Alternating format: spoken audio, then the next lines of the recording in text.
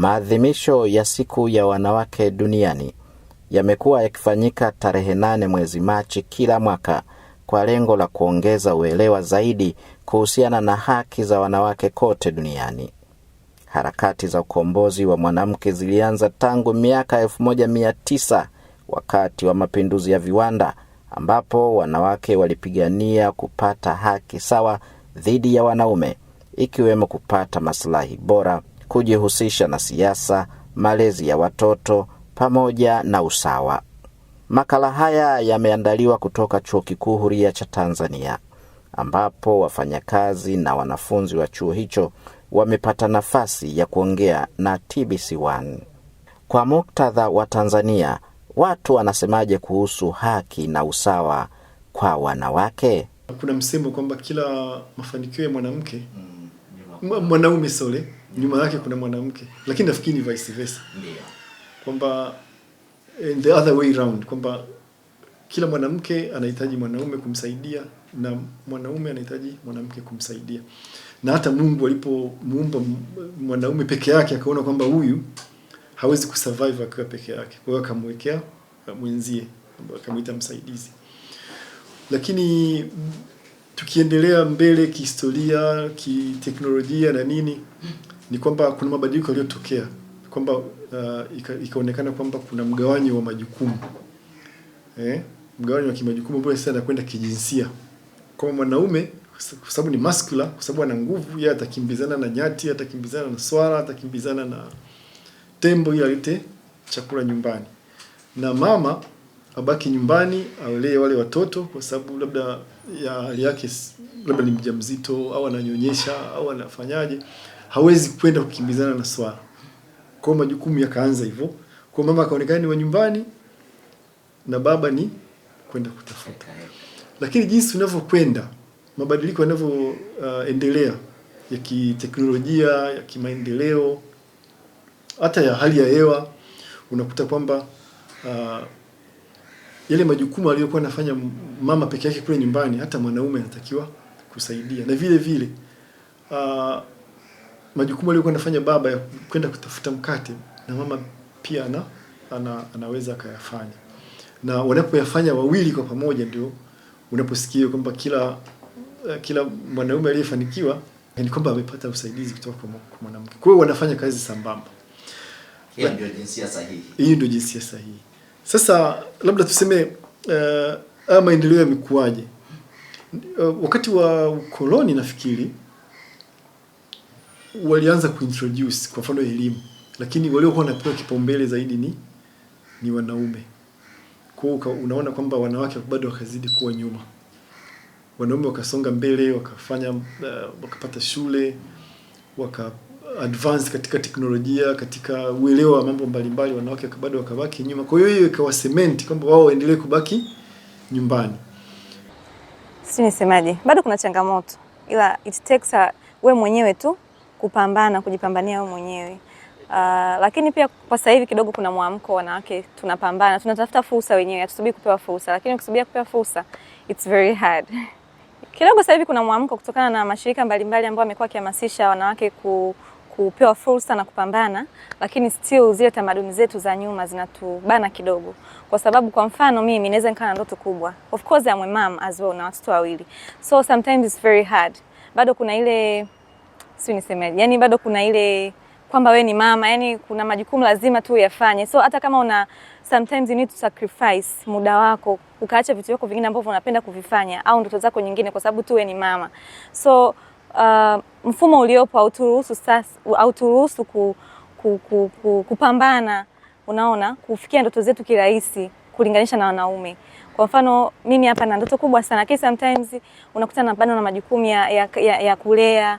Unakuta sometimes kuna wanawake tunapoteza kazi, especially kwenye kulea ukiwa na mtoto mchanga. Wanawake wengi sana, wengine walikuwa wana kazi, lakini kutokana kwamba sasa analea, alafu mtoto anambana, muda mwingine pia baba una support ya baba au baba yupo lakini support kivile. Kwa hiyo inakufanya mpaka you can even lose your job kwa sababu mtoto anakuhitaji, at the same time pia kazini unahitajika, na kazini hawezi wakakuacha, labda let's say umejifungua afu mtoto ameumwa, labda you need more time. pia kwa sababu unapewa 3 months ukiwa kwenye ajira, kwamba ndio muda ambao unatakiwa uwe nyumbani kulea mtoto, maternity leave I mean. So ule muda unakuwa hautoshi kiuhalisia. Miezi 3 mtoto anakuwa bado mdogo sana. So hapo pia naongelea na ile point kwamba tunaomba wanawake tupewe muda wa kutosha kunyonyesha watoto na kukaa nao angalau. So we need more time tuweze kukaa na watoto wetu, to bond na watoto wetu pia it's very important kwenye growth ya mtoto na mama pia saikolojia. So ule muda tunaopewa miezi 3 unakuwa hautoshi. We need more time, angalau miezi 6 na kuendelea tuwe na watoto bado, tupate muda wa kutosha. Hata kama tunarudi kazini baada ya miezi 6, lakini bado tuwe tunatoka mapema kupata muda wa kunyonyesha watoto na kubondi nao. So bado you can see kwamba mwanaume anakuwa free. Unaona, ni mzigo mwingi bado unamwangukia mwanamke.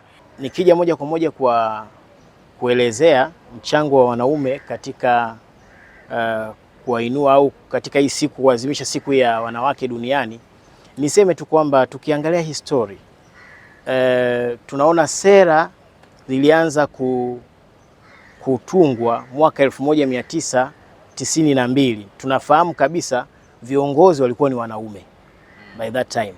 Kwa hiyo waliweza kutunga sera ya mwanamke na maendeleo. Kwa hiyo kwa sera ile, wakati wa utekelezaji wake ilianza sasa kuempower hawa wanawake katika maeneo mbalimbali. Lakini tunavyoendelea tumekuja kuona kuna sera ambayo hii ni ya mwaka 2023 ya jinsia na maendeleo. Sasa sera hii iko kwenye utekelezwaji ambao utekelezaji wake ni kuanzia 2023 mpaka 2030.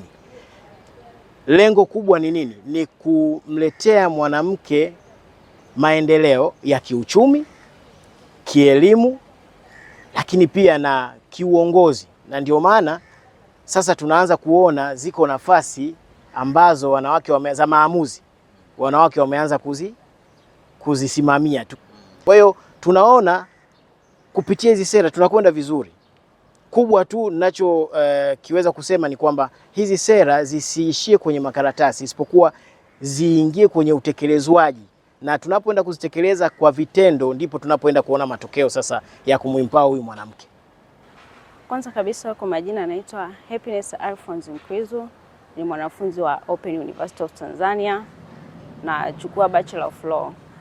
Kulingana na maendeleo ya wanawake kwa hapa Tanzania, naweza nikajikita katika sehemu moja kuonyesha kwamba maendeleo ya wanawake wameendelea kwa kiasi kikubwa tofauti na hapo zamani.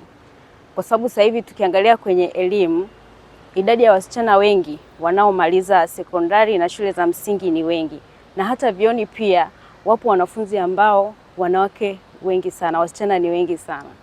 Kwa hiyo inadhihirisha kabisa kwamba maendeleo ya sasa ya wanawake yapo juu tofauti na hapo zamani. Naitwa Faudhia Kitenge, ni mkufunzi msaidizi kutoka idara ya ustawi wa jamii na sosiolojia katika Chuo Kikuu Huria cha Tanzania. Kuzungumzia swala zima la siku ya wanawake na kusherehekea wanawake kwa ujumla kama mtoto wa kike, mimi narudisha shukrani zangu za dhati sana kuanzia kwenye mkutano wa Beijing na maadhimio yake na masuala mazima yote ambayo kina Mama Gertrude Mongella walianza nayo, kwa sababu wao ndo watu ambao walikuwa na maono kwamba mapinduzi kwa wanawake yanatakiwa yaweje, changamoto gani zilikuwa kipindi kile cha wanaanza watu tunasema mapinduzi ya viwanda, changamoto gani ambazo walikuwa wanaziona wanawake kwenye masuala mazima ya siasa, kwenye masuala mazima ya kiuchumi, kwenye nyanja mbalimbali za kijamii na ushiriki wa wanawake. Kulikuwa na pengo kubwa ambalo kulijaza hilo pengo kulikuwa na kazi kubwa inatakiwa ifanyike. Kwa hiyo sisi kama vijana kwa sasa hivi tunakuta kazi kubwa imefanywa na wakubwa zetu au mama zetu, bibi zetu, shangazi zetu. Waliwekeza nguvu, walinyoshewa vidole, walilaaniwa na vizazi kwa sababu ilikuwa ni kinyume cha mila na desturi, kinyume cha makubaliano ya jamii ambazo walikuwa wanatokea, lakini waliona kwamba hii njia ni njia ambayo inafaa na dunia inatakiwa ielekee kwenye mwelekeo wa kumpigania mwanamke, na mpaka sasa hivi tunaona wanawake kwenye nyanja mbalimbali. Mimi ni mkufunzi msaidizi, nipo Chuo Kikuu Huria. Kuna wanawake madaktari, kuna wanawake wanasheria wakubwa, kuna wanawake mainjinia, watu wameshika nafasi mbalimbali za siasa. Kwa hiyo yote hayo ni kutokana na jitihada zao na kuamini kwamba ukiachana na hizi imani ambazo jamii imeziwekea kuhusu mwanamke, mwanamke anaweza akawa kitu bora zaidi kwenye jamii yake ambayo imemzunguka. Yes, katika sheria kuna sheria kandamizi ambazo zinamkandamiza mtoto wa kike. Kwa mfano, sheria ya kwanza tunaweza tukazungumzia sheria ya ndoa na umri wa kuolewa. Kuna sheria ambazo ziliwekwa zinamruhusu mwanamke kuolewa katika umri mdogo. Hiyo imepelekea mwanamke kukatiza ndoto zake za shule na kuto kuweza kufikia malengo yake. Kwa hiyo ni sheria ambayo inatakiwa kwa sasa, ili kuweza kuendeleza maendeleo ya mwanamke, hiyo sheria inatakiwa itungiwe sera mpya ili kuweza kuondoa hizo sheria zinazoruhusu ndoa za utotoni, watoto wa kike kuolewa kwa umri mdogo. Hata serikali na yenyewe itakuwa haijatilia ule mkazo kama inavyotakiwa.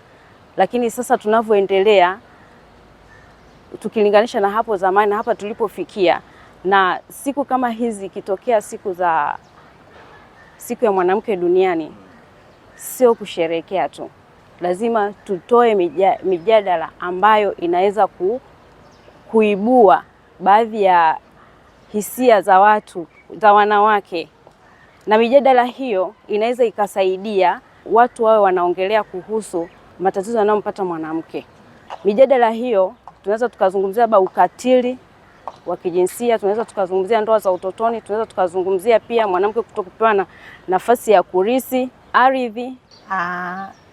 Harakati za mwanamke kukomboleka toka enzi za awali, mapinduzi ya viwanda mpaka sasa hivi, kumekuwa kuna mafanikio makubwa. Tofauti niko kubwa kutokana na zamani mpaka sasa hivi.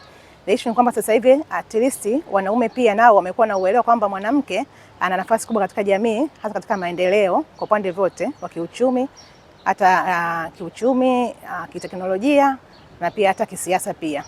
Wamekuwa na uelewa tofauti na huko zamani, ukizingatia kwamba pia elimu nayo imechangia sana. Kwa mfano, chuo kikuu Huria ni mojawapo ya mikakati ya kuweza kusaidia watu wenye ulemavu, na yenyewe haikuchagua jinsia. Wanawake pia wapo na tuko nao pamoja, na kuna miundombinu ambayo imetengenezwa pale ofisini kwa ajili ya wao kuweza kufanya kazi na kuweza contribute kwenye pato la taifa kama wamama wengine pia. Kwa hiyo kama nilivyosema mwanzo kwamba miongozo ipo inasema, na serikali inajitahidi. Ukilinganisha na huko nyuma ambako sisi tulikuwa wadogo, mtu alikuwa akionekana mwenye ulemavu anaonekana kwamba ni mtu wa ajabu. Kwanza mtu unashangaa kwamba huyu hawezi kufanya kazi. Lakini sasa hivi hata wazazi pia wanajua kuna shule maalumu, wanapeleka watoto wao kwa ajili ya kusomesha, na wanakuja kuwa watu wazuri hapo baadaye. Kwa hiyo kwenye elimu tunawaona, ikiwepo mfano mzuri wa Chuo Kikuu Huria Tanzania kuwa na hiyo idara maalum. Lakini pia hata kwenye upande wa siasa tunaona wamama wanapambana na wanazalisha kama wanavyozalisha wamama wengine. Kweli issue ya 50 kwa 50 sawa, inaweza isiwe 100%, lakini basi iwepo katika nyanja zile ambazo kutoka mwanzo unazisema. Kwa mfano katika mambo ya elimu, katika mambo ya siasa, katika mambo ya uchumi, na katika family level pia inaweza kawepo katika level fulani. Baba hawezi kubeba mimba, lakini baba anaweza kalea mtoto, akasaidiana na mama. Mama anakuwa kwa dharura, baba ametingwa na kazi, baba anaweza kabaki akasaidiana kulea mtoto. Na kumbuka kwamba mama mwenye upeo pia inakuwa ni faida kwa familia na watoto hata katika malezi. Kwa hiyo ninavyosema mimi msingi yangu katika misingi hiyo kwamba not 100% biological zile huwezi kusema kavu kwa sababu hiyo ni by nature, lakini basi katika malezi na katika mambo mengine inawezekana, na tunaona tunaweza. Sisi tuna viongozi hapa wamama wazuri tu, viongozi deans faculty ni wamama, lakini familia zao ziko vizuri tu, wanaenda vizuri, wanalea, wanawaumeza, wanawatoa wanalea vizuri. Kwa hiyo mimi naona inawezekana katika nyanja hizo zile ambazo zinafahamika hizo za kiuchumi, kisiasa na kielimu. Lakini baada ya uhuru unaona kwamba mambo yalibadilika. Unaona shule za wanawake zilianzishwa kwa wingi. Watoto wetu wa kike wakapelekwa shuleni kwa wingi. Kwa hiyo kama ule mlingano ukaanza kupungua, yani mzani kama ukaanza sio kama umelingana, lakini at least unaona kwamba unacheza kuna maendeleo. Sasa ukiangalia kwa mfano chuo kikuu, kwa mfano mimi nimesoma chuo kikuu, course niliyokuwa nasoma, nafikiri wanawake walikuwa ni wengi kupita wanaume. Kwa hiyo unakuta kwamba wanawake nao wamepata nafasi kubwa katika hiyo eneo la masomo. Sasa mnapomaliza masomo si nyote mnakwenda kwenye ajira ile. Kwa hiyo hakuna ubaguzi kwamba hii kazi itakuwa ya mwanamke, hii kazi itakuwa ni ya mwanaume. Ni kwamba wote tuna nafasi sawa. Kwa hiyo naweza nikasema kwamba policies za serikali za nchi zimeweza kusaidia katika kutoa kipaumbele kwa watoto wa kike kuweza nao kupata zile skills, kupata ujuzi kupitia shule na kuweza kufanya zile kazi ambazo au kuwa na uwezo wa kile kitu alichokuwa nakiweza mwanaume.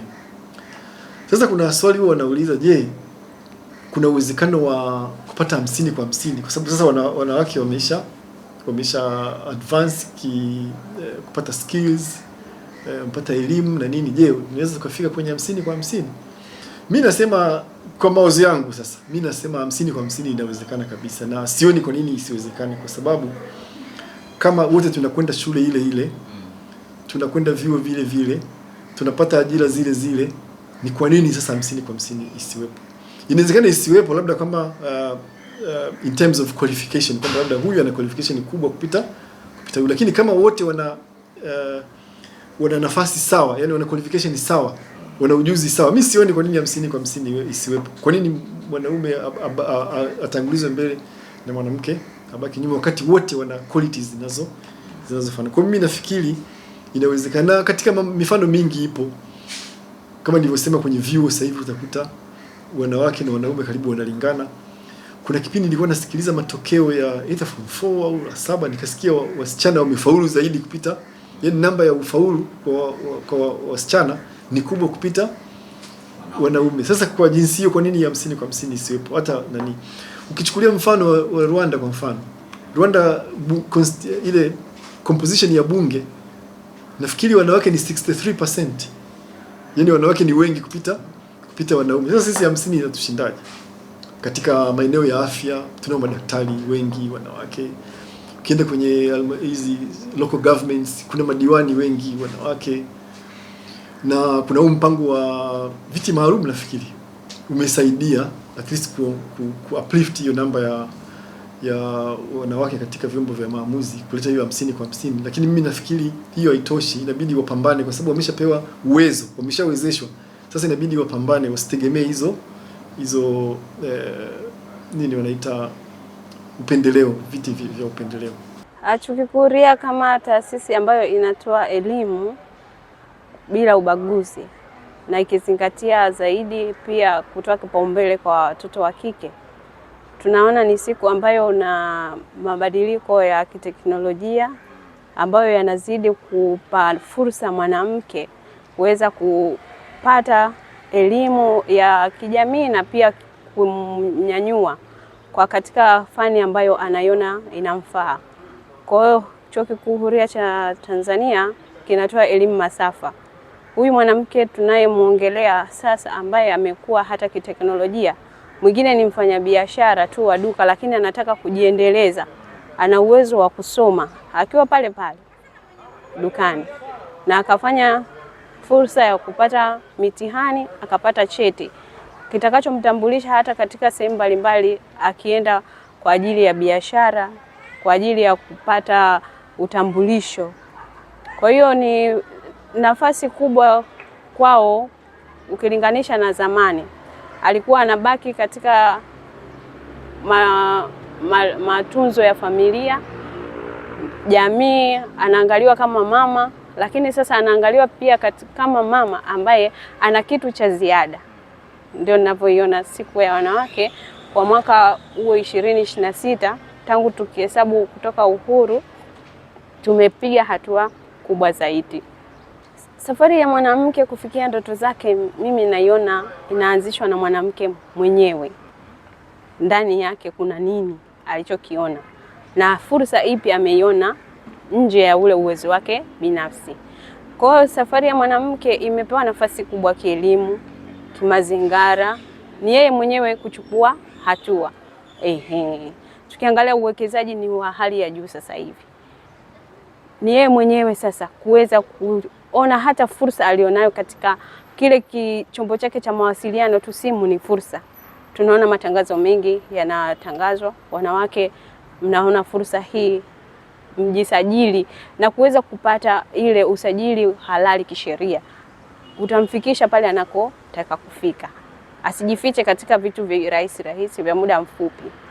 Kama usajili katika mifumo yetu ya fedha, akijisajili katika hizi SACCOS, ile tunaita formal registration au formal information zake ziwe zinatambulika, naona ndoto yake anaweza kufikika kirahisi hata na mikopo ya serikali ambayo itazidi kumnyanyua. Yeah, yani hiyo is natural kwamba mwanamke atabaki kuwa mwanamke, mwanaume atakuwa mwanaume, na lazima mwanaume, hata kwenye Biblia imeandikwa kwamba mwanaume atakuwa juu ya mwanamke. Lakini sasa what we need, hatutaki kulingana na wanaume, lakini we need that support. I'm pregnant. Pregnancy comes with a lot. Kuna emotion, yani kuna vitu vingi sana vinabadilika kwa mwanamke. So what we need is sometimes hata mtu akwambia tu you are going to be okay. Yani hivyo tu vile support vidogo vidogo, at least kama it's not all about financial support. Yani sisi wanawake hatupigani, sababu sasa hivi wenyewe tunapambana, tunasoma, tunafanya kazi, tunafanya vibarua. Unakuta mwanamke anafanya kazi anahudumia mtoto wake. Yani anafanya hivyo, anakesha kazini, anakubali dharau, lakini she's doing that for a kid. Unakuta mwanamke kama huyo unamdharau, ukimkuta na kuhudumia, unamfokea, unafanya. Lakini huyo mwanamke ana mtoto nyumbani, analea familia yake, unaona. So what we need is just that support. Yani at least yani jamii itambue your support. Na kama kuna somewhere maybe you have a project. Yani watu, yani kuna kitu fulani ambacho mimi kinanikera sana. Kwa mfano mimi kwenye inanitokea sana. Nakutana na, kwa sababu people know that I have kids. So mimi napambana sana. Yani ni mtu ambaye siachi fursa. Yani nikitokea huku nafanya, yani sijali nitafanya vitu vingapi as long as I'm making something. So kuna ile mentality kwamba hasa wanaume ndio wanafanya hivyo. Akitana na wewe anakuambia, wewe ni single mother, sijui wewe umeacha. Yani just because nafanya kazi, napambana huku na huku. Kwa hiyo inakuwa inachukuliwa kama yani unafanya kwa shida. Kumbe muda mwingine ni kwamba I need to be okay. I need to work very hard for myself. So bado kuna ile mentality ambayo inatuweka chini wanawake. Yani hasa nyewe wanaume, we need your support. Tunasema kwenye uwezeshaji kwa wanawake usawa umefanyika, tunasema ule usawa wa kijumla. Lakini tukija sasa kumwangalia usawa kutokana na mwanamke mwenye ulemavu, usawa kutokana na mahitaji. Mwanamke mwenye ulemavu ana mahitaji yake, tunasema mahususi kutokana na ulemavu wake aliyokuwa nao. Kitu gani ambacho jamii inatakiwa ikifanye hasa kwa wanawake kufika kwenye vyuo vikuu na vyuo vya kati waweze kusoma na kufanikiwa? Kwanza, kuona kwamba ulemavu aliokuwa nao mtu hauzuii uwezo wake wa kiakili, kama hana ulemavu wa akili ambao unamzuia yeye kuweza kupambanua vitu. Kwa hiyo kama amepata marks stahiki, tuondoe ile ukwamo kwamba mimi nikifika chuo, labda nikishafika labda ngazi ya cheti, naweza nikaenda kufanya kitu gani? Mwanamke mwenye ulemavu, kwanza wewe mwenyewe unatakiwa ujitambue kwamba mimi kama mimi naweza nikaenda nikasoma mpaka ngazi ya juu ya elimu nitakayoitaka, kwa kuwa tu mimi mwenyewe na utayari wa kusoma. Lakini jamii kama jamii, kuanzia vyuoni, lakini pia na watu waliozunguka, kuelewa kwamba mwanamke anaweza akapata hiyo elimu anayoitaka. Anaweza, yani uwezekano upo na nguvu ipo. Kuondoa akili baguzi, kuondoa akili mgando, tunasema mtazamo mgando kwamba unaenda kusoma ili uwe nani. Anaweza akawa kitu chochote ambacho anatamani kuwa kutokana na ndoto yake ambayo yuko nayo. Kwa hiyo tunafanya hivyo kwa kuwaleta hawa tunasema ma role models, watu ambao tayari wameshafanya. Mimi sasa hivi niko chuo kikuu nafanya kazi. Kuna mtu mwenye albino yuko labda darasa la 5 au darasa la 6, anawaza nikifika darasa la 7 anaenda wapi? Anaenda sekondari kama kawaida, akimaliza anaenda chuo kikuu kama kawaida, kutokana tu na ule utayari ambao mtu mwenyewe unao. Tunaiomba jamii iondoe vile vikwazo vya mitazamo, lakini pia vikwazo vya miundombinu. Umepata mwanafunzi mwenye ulemavu kwenye shule yako, kwenye chuo chako, tengeneza mazingira rafiki ya yule mwanafunzi kufika darasani kama wenzake anapofika, aweze kusoma. Kama kuna mitihani, mpe mitihani kutokana na uwezo wake wa kuona au uwezo wake wa kusikia. Tengeneza mazingira ambayo hayatamtenga yeye kutokana na system au mfumo ambao upo. Mazingira ambayo una wanafunzi wenye ulemavu, mazingira yawe jumuishi, ili ulemavu wake usiwe kikwazo cha kukamilisha ndoto zake. Sisi tumepita kwenye Tanzania, mimi nimesoma Tanzania elimu yangu yote, na mazingira jumuishi ndio yamenifanya nimefika hapa. Kwa hiyo naamini kupata walimu na wakufunzi ambao wana akili jumuishi, vikwazo vingi tutaviepuka. Lakini pia familia ikiamini kwamba unaweza ukafika na wakakusapoti kifedha, wakakusapoti kimawazo, kuna kukata tamaa, wakakutia nguvu, wakakwambia kwamba unaweza, mbona fulani aliweza, hiyo inafanya kila siku inazidi kuwa bora, na siku bora inafanya mwezi unakuwa bora, mwaka unakuwa bora, maisha yanakuwa bora. Kwa hiyo tunategemea jamii, tunategemea walimu, tunategemea miundombinu ya nchi yetu ambayo imetuzunguka ili kufikia malengo yetu kama wanawake na kama wanawake wenye ulemavu. Mwisho wa makala haya ni mwendelezo wa vipindi vingine vinavyofuata kutoka hapa TBC1. Kwa niaba ya mpiga picha Furaha Eliabu, mtangazaji wako alikuwa Tuma Dandi.